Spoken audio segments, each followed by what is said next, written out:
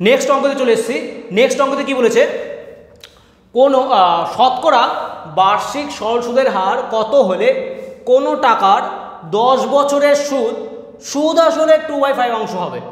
এবার দেখো আগের অঙ্কটাই বলেছিল সুদ আসলের বলেছিল, এবার কিন্তু বলেছে সুদ আসলের। তাহলে আমাকে ধরতে হবে, এবার ধরি সুদ আসল হলো x টাকা। তো অতএব সুদ কত হবে, সুদ হবে হচ্ছে গিয়ে x গুণ 2/5 টাকা, তাই তো। আমাকে বলেছে সুদ আসলে 2/5 অংশ, তাহলে আমি সুদ আসল ধরলাম x টাকা, তাহলে সুদ হবে হচ্ছে গিয়ে x ইন্টু 2/5 টাকা। এবার দেখো আমি সুদ আসল জানি, সুদ জানি, আসলটা বের করি।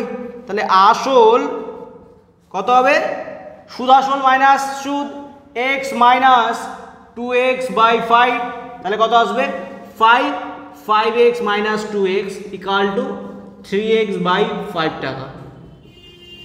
এবার আমরা ডাইরেক্ট সূত্রানুযায়ী লিখে ফেলি, সূত্রানুযায়ী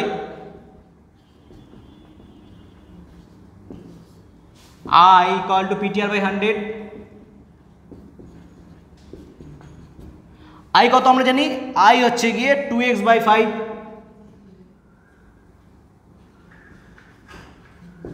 আর P হচ্ছে গিয়ে আমরা জানি 3x/5।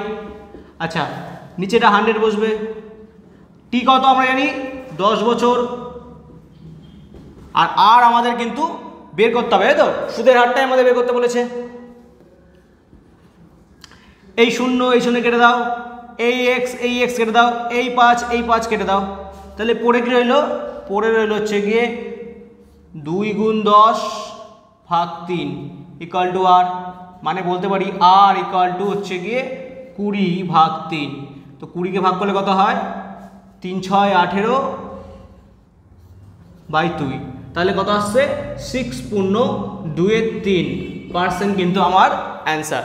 তাহলে সুদের হার কত হবে 6.23%, এটাই কিন্তু আমাদের অ্যান্সার।